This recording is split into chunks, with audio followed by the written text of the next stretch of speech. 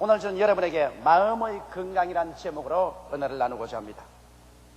마음은 인간 삶의 터전입니다. 그 때문에 성경은 지킬 만한 것보다 내 마음을 지켜라, 생명의 근원이 이에서 남이라고 말씀하고 있습니다. 또 잠언서에서는 마음의 기쁨은 양약이라도 심령의 상함은 뼈의 썩음이라고 말하고 있는 것입니다. 현대 이야기에도 우리가 마음이 상하고 염려, 근심, 불안, 초조로서 눌리면은 감기로부터 시작해서 심지어는 암까지 걸리게 된다는 것입니다.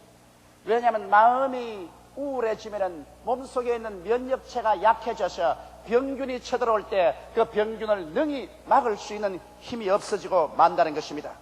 건강한 마음은 개인의 행복뿐 아니라 가정의 행복의 바탕이며 사회 발전의 원천이 되는 것입니다. 그러면 우리가 어떻게 해야 마음의 건강을 유지할 수 있겠습니까? 오늘 이 하나님의 말씀은 마음의 건강을 유지하는데 가장 필요한 하나님의 계획을 보여주고 있는 것입니다. 첫째로 성경에는 주 안에서 항상 기뻐하라, 내가 다시 말하니 기뻐하라고 말씀하고 있는 것입니다.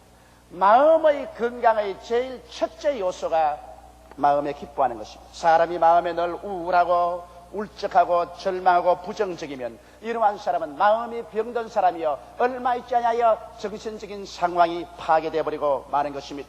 사도 바울 선생이 이 편지를 쓸 때 바울 선생의 처지는 기뻐할 수 있는 처지가 아니었습니다.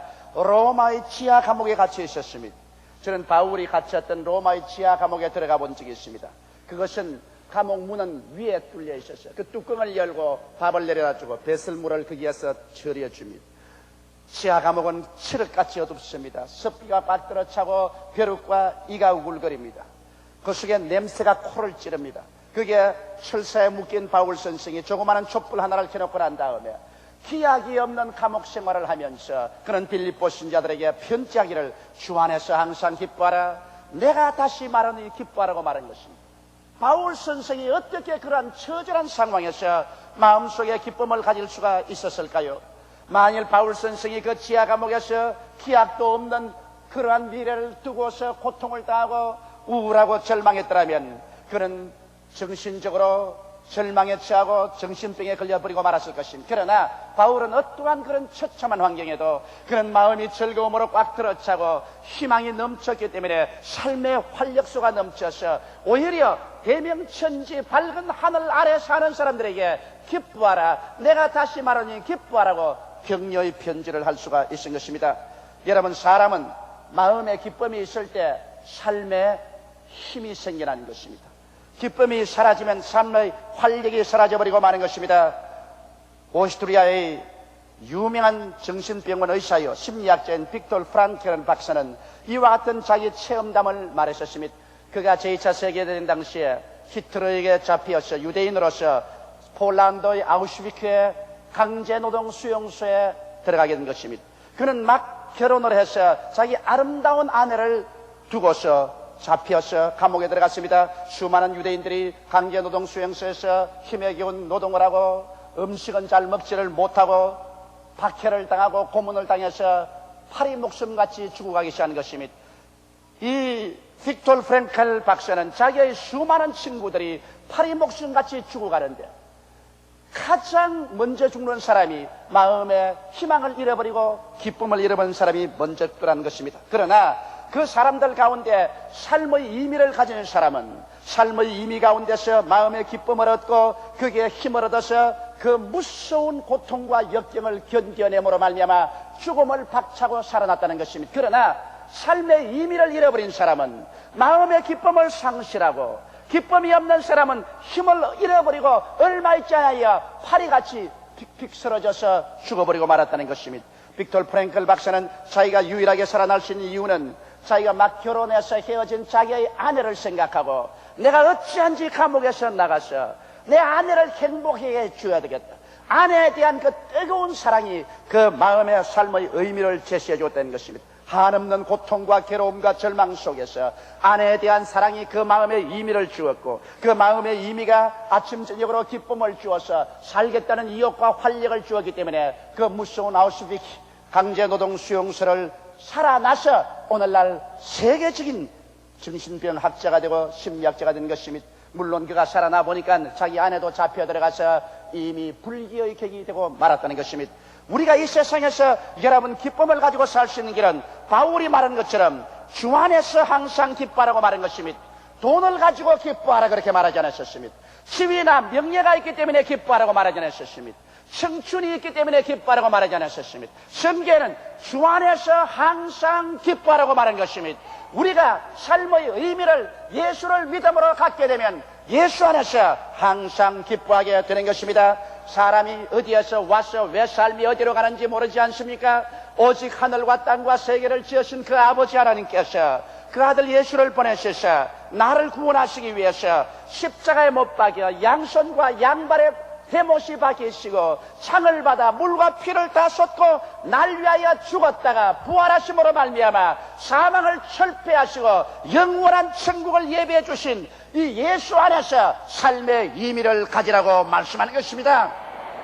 예수를 내 구주로 모시고 그리스도 안에서 나의 삶의 의미와 방향과 목적을 갖게 되면 예수 안에서 마음이 기뻐집니다. 비로소 예수 안에 의미가 있는 사람들이 돈을 가지고도 기뻐할 수 있고 지위나 명예도 유익이 되고 가치가 될 수가 있는 것입니다. 그 이외에 이 세상의 모든 것은 여러분과 나에게 참 삶의 의미를 줄 수가 없습니다. 성경은 말씀하시기를 모든 인생은 풀과 같고 그 영원한 풀의 꽃과 같다. 풀은 시들고 꽃은 떨어진다고 말한 것입니다. 오직 영원히 계시는 분은 예수밖에 없으며 예수 안에서만이 여러분 삶의 의미를 얻고 기쁨을 얻어서 활력소를 얻을 수가 있는 것입니다. 주께서 이루게 주신 일을 알고 주께서 약속해 주신 천국을 믿고 주께서 항상 함께 계심으로 여러분과 나는 지칠 줄 모르는 삶의 의미와 삶의 기쁨과 삶의 힘을 얻고 우리의 마음속에 항상 기뻐하면서 살아갈 수가 있는 것입니다. 눈에는 아무 증거 안 보이고 귀에는 아무 소리 안 들리고 손에는 아무것도 잡히는 것 없을지라도 예수 안에서 우리들은 영원한 천국을 이미 가지고 있고 하나님이 내 아버지가 되시고 예수님이 내 구주가 되시고 성령이 나와 함께 계시며 얼마 있지 아니하여 눈물과 근심과 탄식과 죽음과 이별하는 것이나 고가는 것이나 애통만이 없는 것이 없는 천국에 들어가서 영원히 살게 될 것이므로 말미암아 잠깐 지나버리는 세상 속에서 우리는 낙심하지 아니하는 것입니다. 이러므로 바울과 같이 우리에게 칠흑같이 어두운 환경이 다가와도 우리는 주 안에서 감사하고 찬미하며 기뻐할 수가 있고 주 안에서 기뻐할 때 우리의 마음속에 힘이 생겨서 우리는 마음의 건강을 가지고 살아갈 수 있는 것입니다. 이러한 사람은 인생을 밝고 맑고 환하게 바라보게 되는 것이며 미래를 낙관주의로 바라보게 되는 것이며 기쁨을 가지고 있는 사람에게는 마음의 감사와 평안이 넘쳐나게 되는 것입니다. 사랑하는 성도 여러분, 그러므로 여러분의 마음속에 기쁨을 잃어버릴 때 여러분의 마음이 병든다는 것을 잊지 마십시오. 오늘 여러분의 마음속에 기쁨이 있습니까? 만일 기쁨이 없다면 여러분의 마음속에 이미 병들었었습니다. 여러분 마음속에 이미 죄가 들어왔습니다. 마귀가 들어왔습니다. 이러므로 기쁨을 잃어버린 사람은 모름지기 하나님께 나와서 죄악을 회개하고 마귀를 내어 쫓고 그리스도 중심으로 들어와서 참 삶의 목적과 가치를 돈이나 지위나 명예나 권세에 두지 말고 예수께 두어서 예수로 말미암는 삶의 의미와 그로 인한 기쁨과 그로 인한 정신적인 건강을 얻게 되시기를 주의 이름으로 축원합니다. 둘째로 성경은 우리에게 너희 관용을 모든 사람에게 알게 하라. 주께서 가까우시냐고 말한 것입니다. 관용이라는 것은 마음이 너그러운 있는 것입니다. 여러분 마음이 좁고 괴팍한 사람은 마음의 건강을 가질 수가 없습니다. 마음이 좁고 괴팍한 사람은 만사를 자기 중심으로만 생각하고 항상 타인을 비평하고 매사를 곡해하고 자학을 합니다. 이와 같은 사람하고 같이 살면은 여러분 이웃 사람조차 살 수가 없습니다. 마음이 좁고 괴팍한 남편, 마음이 좁고 괴팍한 아내하고 같이 살면은 그게 같이 사는 사람도 정신병에 걸리고 마는 것입니다. 마음이 괴팍한 사람하고 동료가 되어서 일을 하지 못합니다. 이런 사람은 언제나 이기주의적이고 늘 불평을 하고 매사를 곡해만 하고 그러고 자학을 하는 사람인 것입니다. 마음이 급한 사람하고도 같이 지낼 수가 없어요. 급한 사람 극단적인 행동을 합니다. 급격히 화를 잘 내고 자기 행동이나 타인의 관계에서 극단적인 태도를 취하는 것입니다.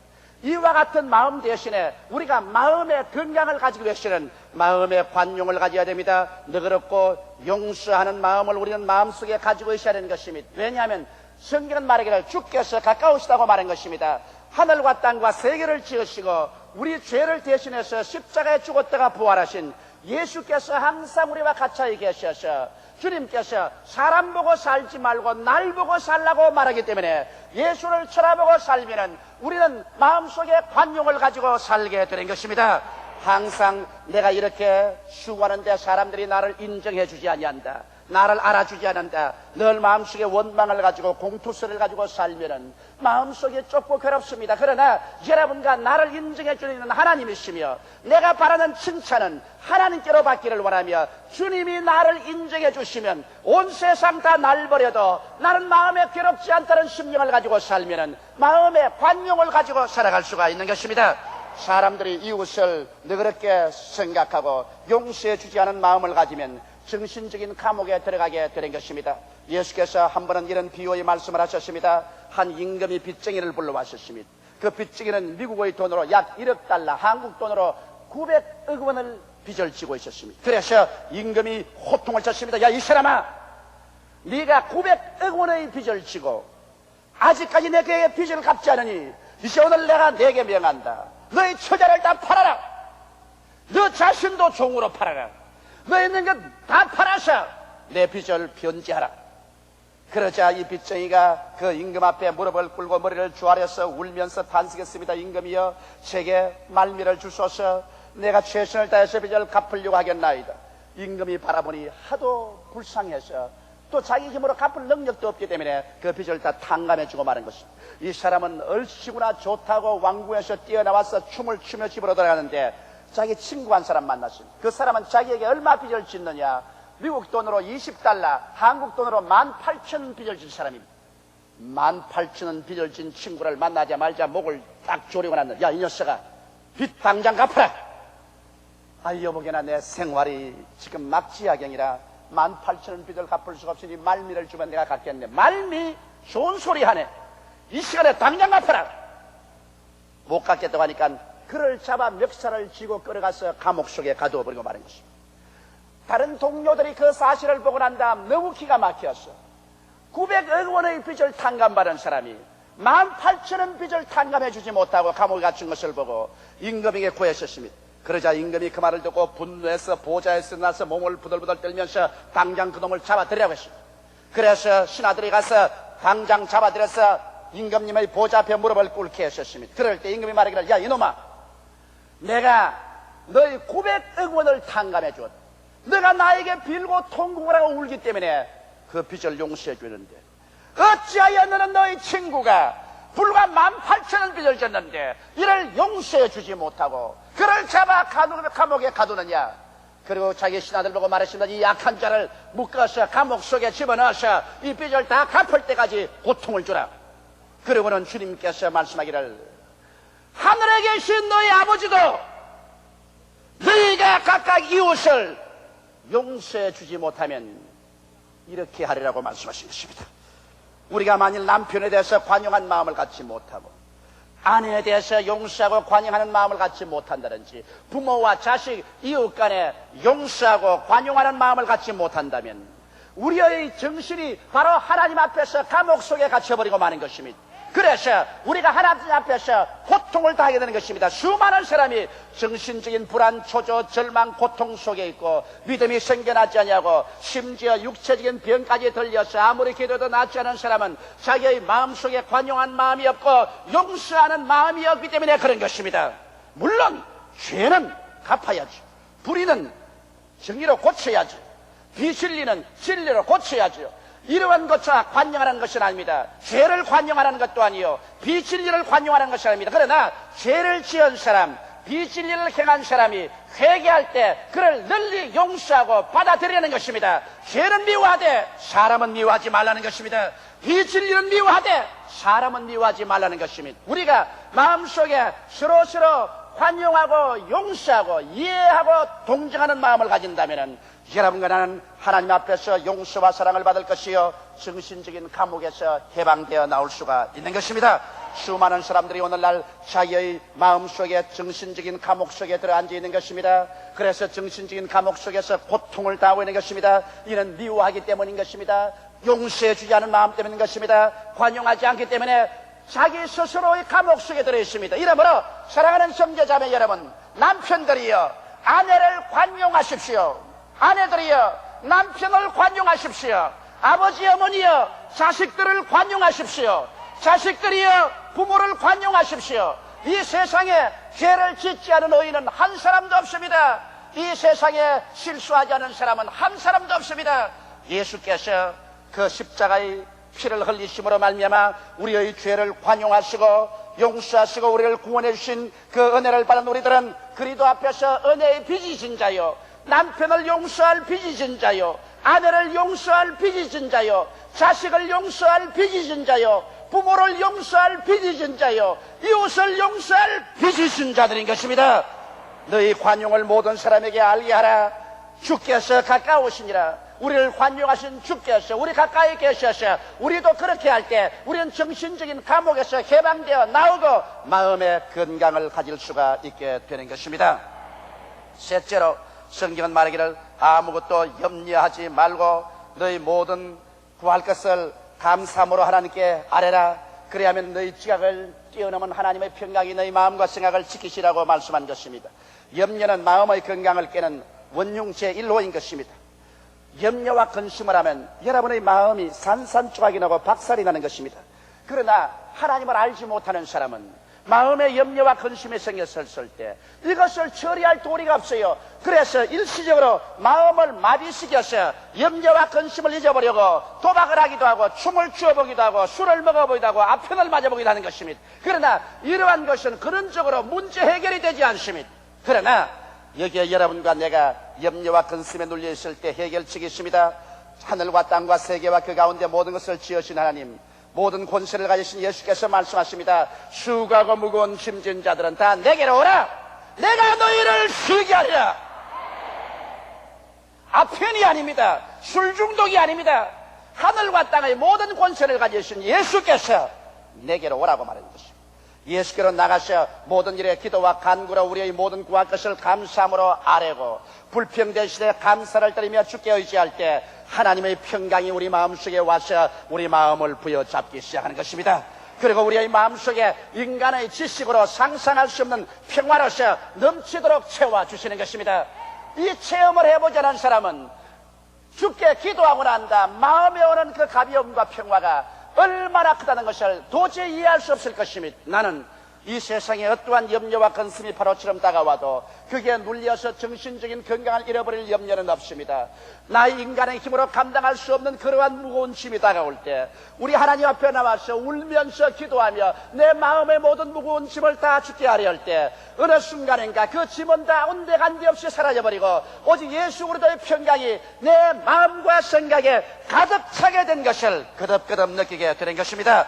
이렇기 때문에 사랑하는 성도 여러분, 이 세상에 염려 근심이 많고 불안 초조가 많은 곳에서 우리가 마음의 평안을 가지고 건강을 가지고 살려면 하나님 앞에 나와서 기도하는 것밖에 없는 것입니다. 여러분께서 매일 하루를 1시간 이상 기도하고 염려와 근심과 문제가 생기면 3시간에서 5시간쯤 주님 앞에 엎드려 기도해 보십시오. 어찌하여 하나님께서 여러분 기도를 들어주지 않을 것이며 어찌하여 여러분의 마음속에 평강이 없을 리가 있겠습니까? 너희는 무엇인지 내 이름으로 내게 구하라. 그러면 내가 시행하리라고 주님께서 말씀하시는 것입니다. 하나님을 사랑하는 자, 곧 그 뜻대로 부르심을 입은 자들에게는 모든 것이 합력하여 선을 이루게 되는 것입니다. 이러므로 주께 내어 맡기고 초조하지 말고 기대어 있으면 주님께서 우리에게 은총으로 유익되게 만들어주는 것입니다. 성경에는 아무것도 염려하지 말라고 말한 것입니다. 제가 요번에 일본 남부 규슈 지구에서 성회를 인도하고 동경에 와서 성회를 인도하고 난 다음 하루 늦게 호텔로 들어왔습니다. 온몸이 땀이 가득 나는데 그 교회에서 자꾸 날 저녁 대접하겠다고 해서 동경 시내 식당에 들어갔는데 어마어마한 식당으로 데려갔는데 세상에 식당에 앉아있어서 3시간을 앉아도 밥을 안 줘요. 서비스가 얼마나 늦은지 땀은 나고 몸은 괴롭고 그래서 나는 밥을 안 먹고 일어났습니다. 여러분 잡수고 오라고. 나는 그냥 가겠다. 그래서 집에 들어오니까 호텔에 들어오니 새로 한시라. 아무래도 밥 먹을 데가 없어. 그래 목욕을 하고 턱 앉아 있으니까 배가 고프니까 마음에 화가 났습니다. 그래서 일본 사람 한 사람에게 내가 전화를 걸었습니다. 전화를 걸었어. 당신 이래서 일본 1천만 구령이 될 것 같으냐? 내 배고픈 화풀이를 거기다 합니다. 그러면 내가 하는 말이 일본에 100만 성도가 되는데 100년이 걸렸는데 앞으로 1000만이 되려면 그 10배이니까 1000년이 걸릴 것이다. 일본 1천만 구령을 하려면 1000년이 걸린다. 그걸 반으로 깎아서 생각하더라도 500년이 걸리고 그것을 또 반으로 깎아도 250년이 걸리고 또 그것을 반으로 깎아도 120년이 걸리고 그것을 또 반으로 깎아도 60년이 걸리고 그것을 또 반으로 깎아도 30년이 걸린다. 그러니 일본 1천만 되도 않은 소리 하지도 말라. 나도 사실 일본 1천만 하고 왔지만은 기가 막힌다. 그러므로 1천만 그만두자. 그리고 내가 전화를 콱 놓고서 잠자리에 들어갔습니다. 내 배고픈 화풀이를 했다.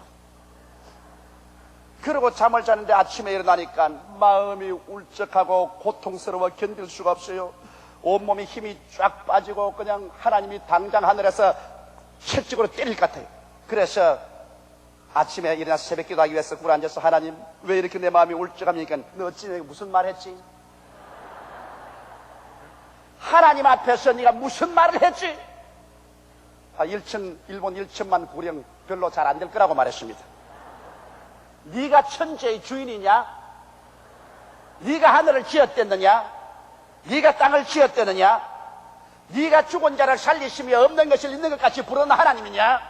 내가 어제 저녁에 가만히 들어보니까 네가 마치 하나님처럼 말하던구나. 나쁜 놈. 어찌 겁이 나는지 하나님을 물어봐서 아유 잘못했습니다. 아유 1천만 구령 되고 말고요. 내가 조보라는 인간 계산으로서 잘못 계산했습니다. 하나님은 죽은 자를 살리시며 없는 것을 있는 것 같이 부르시는 하나님인데 거기에 어디 내가 감히 수판을 가지고 계산을 한단 말인 것입니까? 하나님이여 내가 안드레와 같이 믿음과 꿈이 있는 사람이 되지 않고 빌립처럼 계산하다가 광야에서 굶어 죽는 사람 되기 십상입니다. 제발 용서해 주시옵소서. 그러고 난 다음 그 일본 성도에게 당장 전화를 걸었습니다. 내 어제쯤에 말한 것 제발 잘못해 용서해 주십시오. 사실 말이죠. 배가 고파가 화가 나 그랬습니다. 그럼 내가 계산으로 그렇게 한 게 아니라 정말 용서해 주십시오. 내가 그냥 죄를 회개를 하고 하나님께 회개를 하니까 그때야 내 마음에 도로 평안이 다가오고 기쁨이 다가오고 일본 1천만 구령의 확신이 마음속에 꽉 들어 차는 것을 느꼈었습니다.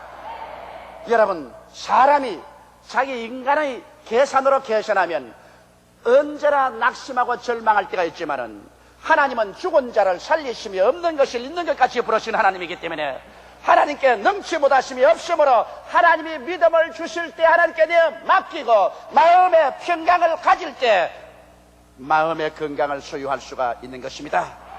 넷째로 성경에는 이것들을 생각하라고 말한 것입니다. 여러분과 내 생각을 방황하게 하면 마음의 평화가 없습니다. 오늘 여러분과 나의 생각을 빼앗기 위해서 라디오, 텔레비전, 잡지, 세상에 정보의 홍수가 우리 마음속에 들어오고 있는 것입니다. 그래서 어찌한지 우리 생각을 빼앗아가려고 하는 것입니다. 그러나 우리의 생각을 어지럽히면 결코 마음의 건강을 가질 수가 없는 것입니다. 거짓되고 세상적이며 불의하고 음란하며 탐욕의 마음을 잔뜩 갖고 마음이 건강해질 수 있다고 생각하는 것입니까? 그 대신 참되고 경건하게 하나님을 생각하고 정결한 생각을 마음에 가지면 마음의 건강이 안 다가올 수가 없는 것입니다. 타인에 대한 미움이나 욕이나 흉보거나 질투나 시기 등은 마음을 병들게 합니다. 그 대신 사랑하는 마음이나 칭찬하는 마음, 남에게 배우는 마음, 이 마음은 건강한 마음을 가지게 만들어주는 것입니다. 그렇기 때문에 여러분의 마음을 항상 긍정적인 생각으로 가득 채우고 그런 책을 읽으며 긍정적인 친구와 모여 대화하며 긍정적인 삶을 환경을 조성하게 될 때 여러분의 마음이 건강하게 되어주는 것입니다. 사랑하는 성도는 만일 여러분 아침에 자고 났었을 때 여러분의 앞절에 이웃 사람이 쓰레기를 잔뜩 갖다 놓았다면 그 쓰레기에서 굼벵이가 나오고 지렁이가 나오고 파리가 잔뜩 붙어 있었다면 여러분의 가정에 건강을 가질 수 있겠습니까? 쓰레기를 버린 이웃 사람을 고맙다고 칭찬하고 내버려 두겠습니까?